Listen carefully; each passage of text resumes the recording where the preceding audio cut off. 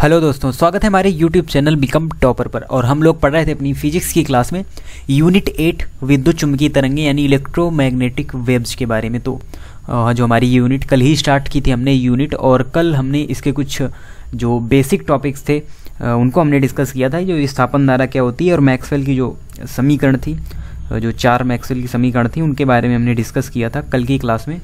तो उसी के आगे के जो टॉपिक्स हैं उनको आज की क्लास में हम कंटिन्यू करते हैं। और इससे रिलेटेड जो पीडीएफ है वो आपको टेलीग्राम चैनल पर अवेलेबल हो जाएंगी।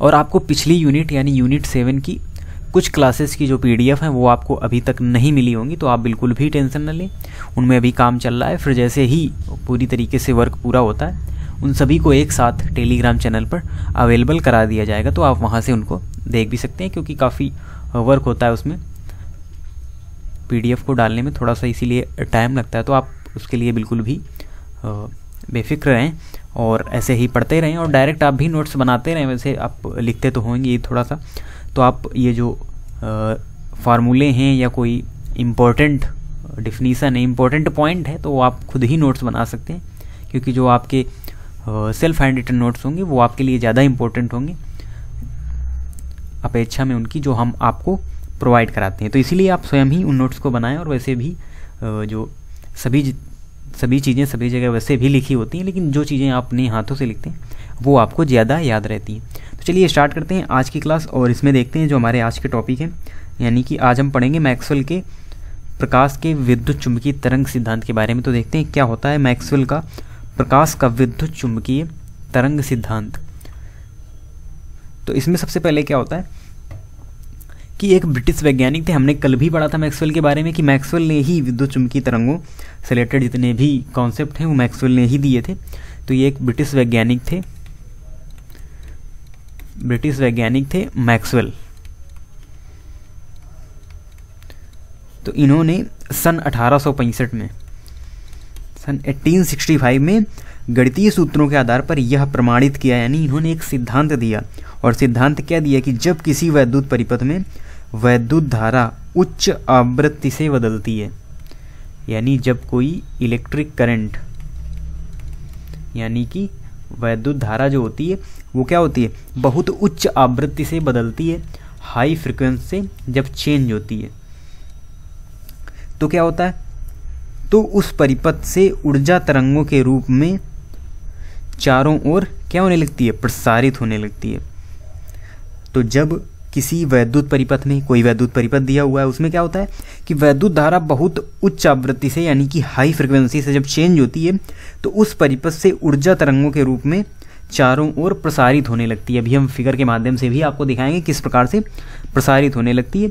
तो इन तरंगों को ही मैक्सवेल ने क्या कहा, विद्युत चुम्बकीय तरंगे कहा। और इन तरंगों में जो ई तथा चुंबकीय क्षेत्र बी हैं ये परस्पर क्या होते हैं, लंबवत होते हैं। तो अभी आप नहीं समझ पाए होंगे, तो आपने केवल सुना। अब हम देखते हैं फिगर के माध्यम से कि किस प्रकार से इनमें हाई फ्रिक्वेंसी से जब जो ये वैद्युत धारा है वो बदलती है, तो ऊर्जा तरंगों के रूप में किस प्रकार से चारों ओर प्रसारित होने लगती है। तो देखते हैं एक फिगर के माध्यम से। तो ये देखिए एक फिगर यहाँ पर बना हुआ। तो ये जो रेड वाला है ये है इलेक्ट्रिक फील्ड, यानी इलेक्ट्रिक फील्ड। तो ये देखिए इस तरीके से जब जो यानी कि कह सकते हैं कि उच्च आवृत्ति के जो वैद्युत दोलन है ये आपको दिखाई पड़ रहे हैं। तो ये इस प्रकार से जब चेंज होती है तो जो उस परिपथ से ऊर्जा तरंगों के रूप में चारों ओर प्रसारित होने लगती है। तो ये जो रेड है और ग्रीन वाला जो है ये है मैग्नेटिक फील्ड यानी कि चुंबकीय क्षेत्र, और ये जो रेड वाला आपको दिख रहा है ये है इलेक्ट्रिक फील्ड।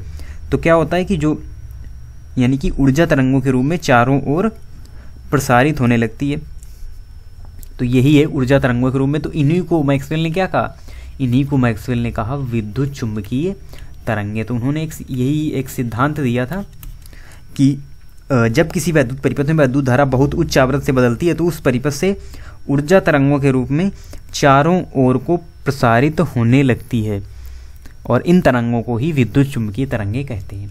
तो अब आप समझ गए होंगे विद्युत चुम्बकीय तरंगे किसे कहते हैं, एक फिगर के माध्यम से, और हम इसको अच्छी तरीके से समझ लेते हैं। तो ये देखिए एक फिगर, ये भी यहाँ पर है, इसमें इलेक्ट्रिक फील्ड है, और ये जो आपको लाइट कलर में दिख रहा है यही है इलेक्ट्रिक फील्ड, और ये जो रेड कलर वाला है यानी कि डार्क ब्लैक है जो, ये है मैग्नेटिक फील्ड। यानी ये है मैग्नेटिक फील्ड और ये है इलेक्ट्रिक फील्ड। ये देखिए इलेक्ट्रिक फील्ड इस तरफ से इस तरफ और ये इस तरफ से इस तरफ एक दोलन के रूप में चलते हैं। और इनमें जो बीच में ये जो आपको लाइंस दिख रही हैं यही होती हैं क्या, वैद्युत चुंबकीय तरंगें, क्योंकि ऊर्जा तरंगों के रूप में ये चारों ओर को क्या होने लगता है, प्रसारित होने लगता है। तो इन्हीं को मैक्सवेल ने क्या कहा है, वैद्युत चुंबकीय तरंगें। तो देखिए ई और जो चुंबकीय क्षेत्र है इसको हमने ई से ले लिया, जो इलेक्ट्रिक फील्ड और जो चुंबकीय क्षेत्र है इसको हम बी से डिनोट कर देते हैं। तो यही वहाँ पर कहा गया है, ऊपर वाले फिगर से देखते हैं, यही यहाँ पर कहा गया है कि जो ई और बी हैं, देखिए जो इलेक्ट्रिक फील्ड है यानी ये रेड वाला, इसको हमने क्या माना, ई, और ये जो ग्रीन वाला है इसको हमने बी माना। तो यही कहा गया है कि इन तरंगों में विद्युत क्षेत्र ई और चुंबकीय क्षेत्र बी परस्पर क्या होते हैं, लंबवत तथा तरंग के संचरण की दिशा के भी लंबवत होते हैं। तो इसका क्या मतलब हुआ, ये देखिए परस्पर लंबवत है, यानी इनके बीच का जो ई है और जो बी है, ये देखिए ई और बी है, ये भी क्या होते हैं, ये आप 3D फिगर के माध्यम से समझ सकते हैं, क्योंकि 3D में ही ये दिखाई पड़ेगा किस प्रकार से लंबवत होते हैं। तो यहाँ पर देखिए आपको दिखाई पड़ रहा होगा, ये देखिए इस फिगर में ये देखिए लंबवत नहीं है, ये डार्क ब्लैक और ये जो ब्राइट ब्लैक है, ये दोनों आपस में क्या है, ये भी लंबवत होते हैं। और ये तरंग संचरण की जो दिशा है इसके ये भी क्या होते हैं, लंबवत होते हैं। तो ई और बी भी आपस में लंबवत होते हैं परस्पर, और ये दोनों तरंग संचरण की दिशा के भी लंबवत होते हैं। इस फिगर से आप देख सकते हैं, बहुत ही अच्छी तरीके से समझ सकते हैं। और इन तरंगों के संचरण के लिए माध्यम का होना आवश्यक नहीं है, यानी माध्यम ना भी हो तो भी ये तरंगें संचरण कर सकती हैं। माध्यम का होना आवश्यक नहीं है, यानी माध्यम नहीं भी हो तब भी ये जो तरंगें हैं ये संचरण कर सकती हैं। अब देखते हैं कुछ और टर्म्स, यानी कि ये इसका क्या मतलब हुआ कि तरंगों के संचरण के लिए माध्यम का होना आवश्यक नहीं, यानी विद्युत चुंबकीय तरंगें निर्वात में भी चल सकती हैं, निर्वात में भी चल सकती हैं जो वैद्युत चुंबकीय तरंगें होती हैं। तो इनके लिए ऐसा बिल्कुल भी जरूरी नहीं, कोई संचरण के लिए कोई हमको माध्यम ही, माध्यम का मतलब ठोस है, द्रव है, गैस है, कोई भी माध्यम ना हो यानी निर्वात हो, वहाँ पर भी ये विद्युत चुंबकीय तरंगें चल सकती हैं। और निर्वात में कौन चलता है, निर्वात में प्रकाश निर्वात में ही चलता है, तभी तो सूर्य से हमारे पास प्रकाश आ पाता है। अगर निर्वात में ना चलता हो तो वहीं पर ना रह जाए।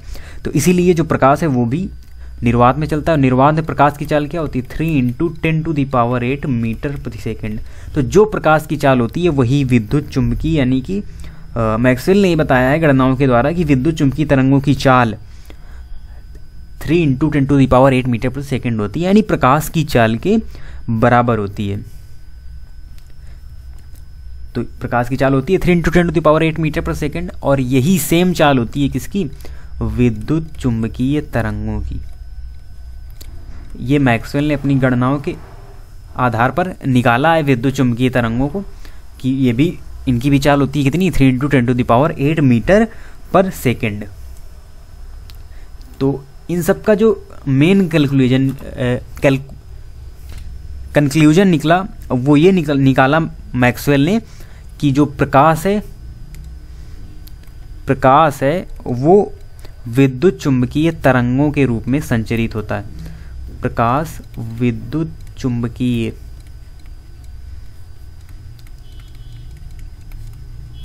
तरंगों के रूप में संचरित होता है। ये फाइनल कंक्लूजन निकला। तो ये काफ़ी इंपॉर्टेंट पॉइंट है कि प्रकाश विद्युत चुंबकीय तरंगों के रूप में संचरित होता है, क्योंकि क्वेश्चन आ जाता है कि प्रकाश विद्युत चुंबकीय तरंगों के रूप में संचरित होता है, ये किसने बताया, तो ये बताया था वैज्ञानिक मैक्सवेल ने। तो ये आपको याद रखनी है। तो ये पूरा होता है क्या, मैक्सवेल का प्रकाश का विद्युत चुंबकीय तरंग सिद्धांत, इसी को पूरे कहते हैं। अगर कहीं पर क्वेश्चन आता है तो आपको ये फिगर भी बनाना है जो हमने आपको दिखाया था, और शुरू से आपको लिखना है कि वैज्ञानिक मैक्सवेल ने 1865 में ये बताया था कि जब किसी वैद्युत परिपथ में वैद्युत धारा बहुत उच्च आवृत्ति से बदलती है, अर्थात ये भी कह सकते हैं कि परिपथ में उच्च आवृत्ति के वैद्युत दोलन होते हैं, तो उस परिपथ से जो ऊर्जा होती है वो किसके रूप में, तरंगों के रूप में चारों ओर प्रसारित होने लगती है, और इन तरंगों को ही क्या कहते हैं, विद्युत चुंबकीय तरंगें कहते हैं। तो ये होती है विद्युत चुंबकीय तरंगों की डेफिनीशन। फिर आगे इसमें फिगर के माध्यम से बताया जाता है कि जो विद्युत क्षेत्र ई है और वो बी के लंबवत होता है, और तरंग संचरण की दिशा के भी दोनों आपस में लंबवत होते हैं, और इनके लिए माध्यम नहीं चाहिए, ये निर्वात में भी चल सकती हैं। और विद्युत चुम्बकीय तरंगों की जो चाल होती है वो 3 × 10⁸ मीटर पर सेकेंड है, जो कि निर्वात में प्रकाश की चाल होती है। अब आगे देखते हैं, टॉपिक है हमारा विद्युत चुम्बकीय तरंगों के अभिलक्षण यानी कैरेक्टरिस्टिक्स ऑफ इलेक्ट्रोमैग्नेटिक वेव्स। तो अब जो मैक्सवेल थे उन्होंने बता दिया पहले इस सिद्धांत के बारे में, उन्होंने बताया कि विद्युत चुम्बकीय तरंगें क्या होती हैं और वो निर्वात में भी चल सकती हैं, और प्रकाश जो होता है विद्युत चुम्बकीय तरंगों के रूप में संचरित होता है। और मैं आपको बताया उन्होंने ऐसा क्यों कहा, उन्होंने ऐसा इसलिए कहा क्योंकि जो विद्युत चुम्बकीय तरंगों की चाल है वो प्रकाश की चाल के बराबर है, यानी 3 × 10⁸ मीटर पर सेकेंड है, और प्रकाश भी निर्वात में चल सकता है, और जो विद्युत चुम्बकीय तरंगें हैं वो भी निर्वात में चल सकती हैं, इसलिए उन्होंने ऐसा बताया। अब क्या देखते हैं, अब आगे देखते हैं विद्युत चुम्बकीय तरंगों के अभिलक्षण क्या हैं। तो इसको सीरियल वाइज अभिलक्षण हम जानते हुए चलेंगे और हल्का आपको बताते चलेंगे, और आप सुनते हुए चलिए केवल, क्योंकि ज़्यादा इसमें टफ है ना, इनके सिंपल से जो अभिलक्षण है वो आपको देखने, और कुछ हम इसके बारे में पीछे पढ़ भी चुके हैं। यानी तो विद्युत चुम्बकीय तरंगें क्या होती हैं, त्वरित आवेश द्वारा उत्पन्न होती हैं। तो पहला पॉइंट है इसमें, जो विद्युत चुम्बकीय तरंगें हैं वो त्वरित आवेश द्वारा उत्पन्न होती हैं। तो अगर पूछा जाए कि जो विद्युत चुम्बकीय तरंगें हैं वो कैसे उत्पन्न होती हैं, तो त्वरित आवेश द्वारा, यानी एक्सीलरेट चार्ज द्वारा ये प्रोड्यूस होती हैं, विद्युत चुम्बकीय तरंगें प्रोड्यूस होती हैं। और इन तरंगों के संचरण के लिए पदार्थिक माध्यम की आवश्यकता नहीं होती है। तो इसके बारे में हमने पीछे भी पढ़ा कि माध्यम नहीं चाहिए इनके प्रसारण के लिए, क्योंकि ये निर्वात में भी चल सकती हैं, और निर्वात में किसके प्रकाश की चाल, निर्वात में प्रकाश की चाल से चलती हैं, और ये तरंगें निर्वात अथवा मुक्त स्थान में, या हम ये भी कह सकते हैं 1/√μ0ε0 की चाल से चलती हैं। और इसका जो मान होता है, यानी जो 1/√μ0ε0 होता है, इसका जब मान निकालते हैं तो ये निकलता है c के बराबर, और c यहाँ पर होती है प्रकाश की चाल, यानी 3 × 10⁸ मीटर पर सेकेंड। तो ये होता है इसका मान, क्योंकि जब हम मैग्नेट की यूनिट पढ़ेंगे तो वहाँ पर हम इसका डेरिवेशन भी करेंगे कि 1/√μ0ε0 का मान प्रकाश की चाल के बराबर होता है, यानी c के बराबर होता है। तो वहाँ पर हमको ये डेरिवेशन के माध्यम से पूरा वहाँ पर हमको देखने को मिलेगा किस प्रकार से ये होता है। अब ये हो गए 3 पॉइंट। अब चौथा पॉइंट इसमें देखते हैं, वही जो हमने पीछे आपको बताया, वैद्युत तथा चुंबकीय क्षेत्रों के परिवर्तनों की दिशाएं परस्पर लंबवत होती हैं। ई व बी क्या होते हैं, परस्पर लंबवत होते हैं, यानी E and B perpendicular to each other, यानी कि परस्पर लंबवत होते हैं। ई इलेक्ट्रिक फील्ड, बी चुंबकीय क्षेत्र, ये दोनों हो गए। अब क्या होता है कि जो संचरण की, यानी ये दोनों अलग अलग किसकी दिशा, संचरण की दिशा के भी लंबवत होते हैं, यानी जो तरंग संचरण की दिशा होगी उसके भी लंबवत होंगे। हमने फिगर के माध्यम से आपको सभी चीज़ें अभी दिखाई हैं पीछे, तो उन्हीं को यहाँ पर लिखना है, क्योंकि क्या क्या लक्षण होते हैं विद्युत चुम्बकीय तरंगों के, तो ये चीज़ें भी आपको पता होनी चाहिए। तो 5 नंबर यहाँ पर है कि जो विद्युत चुम्बकीय तरंगों की प्रकृति होती है, अब ये क्योंकि आपस में लंबवत होते हैं तो इनकी जो प्रकृति होती है, प्रकृति ये होती है क्या, अनुप्रस्थ प्रकृति की होती है। ये तरंगों की 2 प्रकृति होती हैं, अनुप्रस्थ प्रकृति और अनुदैर्घ्य प्रकृति। तो यहाँ पर जो ये विद्युत चुम्बकीय तरंगें होती हैं, इलेक्ट्रोमैग्नेटिक वेव जो होती हैं, इनकी जो प्रकृति होती है ये होती है अनुप्रस्थ प्रकृति। अब आगे देखते हैं, तो आगे इसमें क्या है कि कुछ समीकरण, यानी वैद्युत क्षेत्र का समीकरण और चुंबकीय क्षेत्र का समीकरण। तो उनको देखते हैं कि वैद्युत चुंबकीय तरंगों में केवल आपको ई और बी मिलेंगे, क्योंकि इनका नाम ही है इलेक्ट्रोमैग्नेटिक वेव्स, यानी यहाँ पर हमको वैद्युत क्षेत्र भी देखने को मिलेगा और मैग्नेटिक फील्ड भी देखने को मिलेगा, यानी कि चुंबकीय क्षेत्र भी देखने को मिलेगा। तो क्या कहा जा रहा है कि समतल विद्युत चुंबकीय तरंग एक्स दिशा में गतिमान है, वैद्युत क्षेत्र वाई दिशा में है, चुंबकीय क्षेत्र जेड दिशा में, यानी एक ये कार्तीय तल बनता है। तो जो यानी कि विद्युत चुम्बकीय तरंग एक्स दिशा में, ये एक्स दिशा में है, तो इस दिशा में ये तरंग संचरण की दिशा है, ये तरंग संचरण की दिशा है, और जो वैद्युत क्षेत्र है वो वाई दिशा में है। वाई दिशा में क्या है, ई है, और ये है जेड दिशा में बी, बी है जेड दिशा में, और ई है वाई दिशा में, और एक्स दिशा में तरंग संचरित है। तो यहाँ से समीकरण बनेगा वैद्युत क्षेत्र के लिए ई वेक्टर बराबर ई वाई जे कैप बराबर E not sine omega T minus के एक्स जे कैप,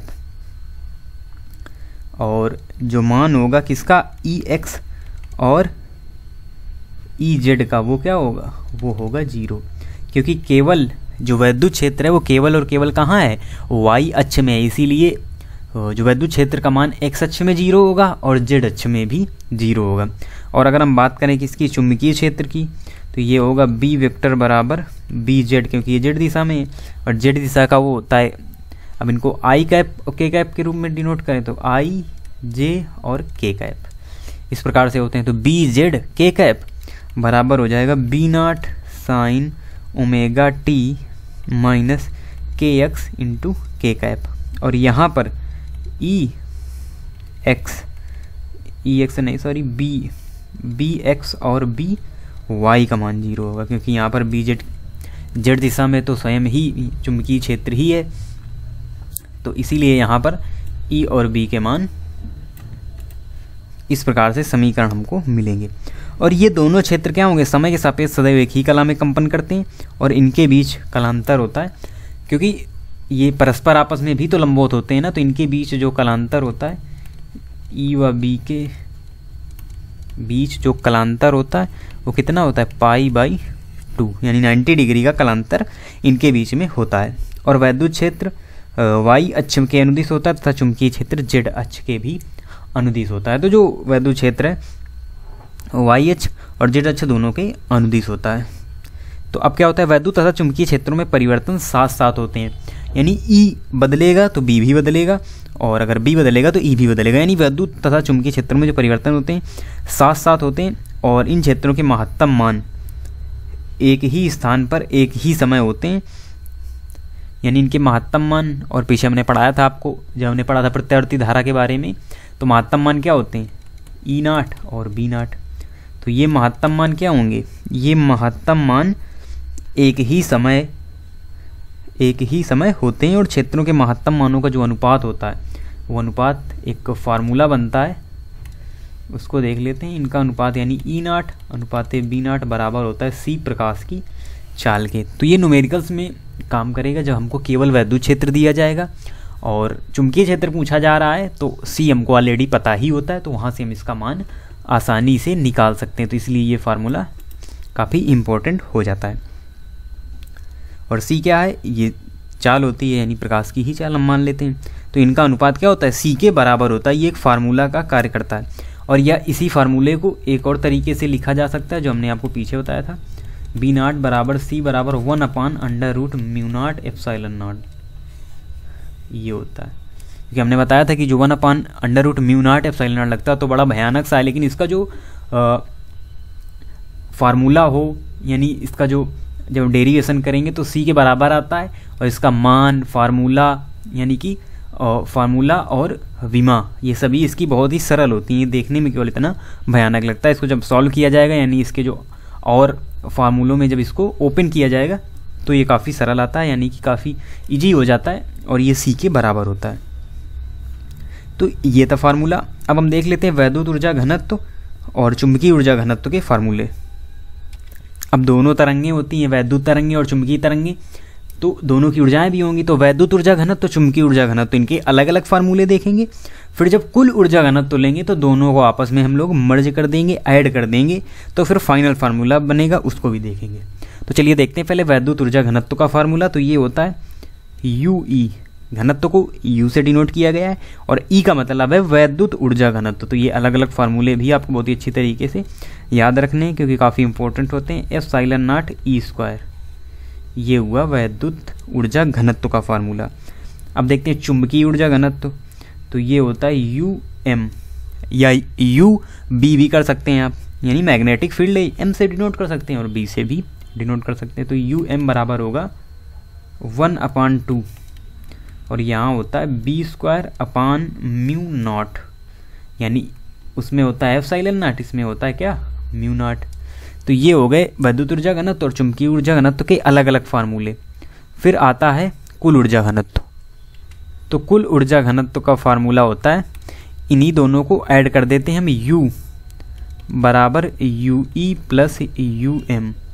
तो जो फाइनल फार्मूला बनता है वो इन्हीं दोनों को ऐड करके बनता है, कुल ऊर्जा घनत्व का प्लस 1/2 B²/μ0। तो ये फार्मूला होता है किसका, कुल ऊर्जा घनत्व का। तो ये 3 फार्मूले और ऊपर E0/B0 यानी उनका आपस में अनुपात बराबर C के। ये जो हैं ये आपको अच्छी तरीके से याद रखने हैं, क्योंकि इन फार्मूलों का यूज न्यूमेरिकल्स में भी होगा और ये जब क्वेश्चंस आते हैं तो उसमें भी ये सब करना पड़ता है। तो विद्युत चुम्बकीय तरंगों में जो औसतन ऊर्जा घनत्व है वो वैद्युत तथा चुम्बकीय क्षेत्रों में बराबर बराबर विभाजित होता है। तो इसका क्या मतलब है, यानी कि जो कुल ऊर्जा घनत्व है वो अलग अलग होता है, यानी ये हम कह सकते हैं कि वो दोनों का योग होता है। तो कुल ऊर्जा घनत्व विद्युत चुम्बकीय तरंगों में औसतन ऊर्जा घनत्व वैद्युत तथा चुम्बकीय क्षेत्रों में बराबर बराबर विभाजित होता है, यानी UE UM के बराबर होता है, दोनों में आधा आधा हो जाता है। और विद्युत चुम्बकीय तरंग में प्रकाशिक जो प्रभाव होता है वो वैद्युत वेक्टर किसके कारण, E वेक्टर के कारण होता है। तो वैद्युत क्षेत्र हमारी दृष्टि नाड़ियों को उत्तेजित करता है, जिससे हमें प्रकाश का अनुभव होता है। तो ये E वेक्टर ही है जो हमको प्रकाश को देखने के लिए क्या करता है, हमारी जो विजुअल नर्व्स हैं उनको क्या करता है, उनको उत्तेजित करता है, जिससे हमको क्या होता है, हमको प्रकाश का अनुभव होता है। तो हम ये कह सकते हैं कि जो वैद्युत चुम्बकीय तरंग के वैद्युत क्षेत्र वेक्टर को प्रकाशीय वेक्टर कहते हैं, यानी जो वेक्टर हमको दिखाई देता है, हमारी आंखों से जो दिखाई देता है वो होता है वैद्युत क्षेत्र वेक्टर। तो वैद्युत चुम्बकीय तरंग के वैद्युत चुम्बकीय तरंग के वैद्युत क्षेत्र वेक्टर, हमने आपको ऊपर बताया भी कि वैद्युत क्षेत्र वेक्टर को एक अन्य नाम से जाना जाता है, क्या कहा जाता है, तो वैद्युत चुम्बकीय तरंग के वैद्युत क्षेत्र वेक्टर को ही प्रकाशीय वेक्टर कहते हैं, यानी कि लाइट वेक्टर। इसे ही हम कहते हैं क्या, प्रकाशीय वेक्टर कहते हैं। तो अगर कहीं पर अतिलघु उत्तरी क्वेश्चन में आता है कि प्रकाशीय वेक्टर किसे कहते हैं, तो वैद्युत चुम्बकीय तरंग के वैद्युत क्षेत्र वेक्टर को प्रकाशीय वेक्टर कहते हैं। इतना आप सीधी सी डिफिनीशन लिख सकते हैं, या आप ये भी बता सकते हैं कि विद्युत चुम्बकीय तरंग में प्रकाशिक प्रभाव वैद्युत वेक्टर E वेक्टर के कारण होता है।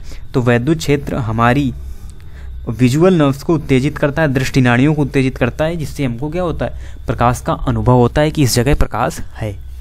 तो यही होता है हमारा क्या, प्रकाशीय वेक्टर। तो आज की क्लास हम यहीं तक रखते हैं। हमने इम्पोर्टेंट जो एक टॉपिक था उसके बारे में डिस्कस किया, यानी मैक्सवेल का प्रकाश का विद्युत चुम्बकीय तरंग सिद्धांत हमने देखा और हमने विद्युत चुम्बकीय तरंगों के अभिलक्षण देखे। अब इस यूनिट में एक ही टॉपिक बचा हुआ है, विद्युत चुम्बकीय स्पेक्ट्रम, और उसमें जितनी भी तरंगें आएंगी, गामा, एक्स रेज और ये जितनी भी पराबैंगनी रेज, जितनी भी रेज होंगी, जितनी भी जो तरंगें हैं उनके सभी के बारे में अलग अलग हम डिटेल से पढ़ेंगे। तो इतना ही टॉपिक इस यूनिट में बचा हुआ है। देन उसके बाद हम लोग न्यूमेरिकल सॉल्व करेंगे और इस प्रकार से हमारी यूनिट 8 पूरी तरीके से कंप्लीट हो जाएगी। तो आज की क्लास यहीं तक रखते हैं, मिलते हैं नई क्लास में नए टॉपिक के साथ। तब तक के लिए पढ़ते रहिए, धन्यवाद।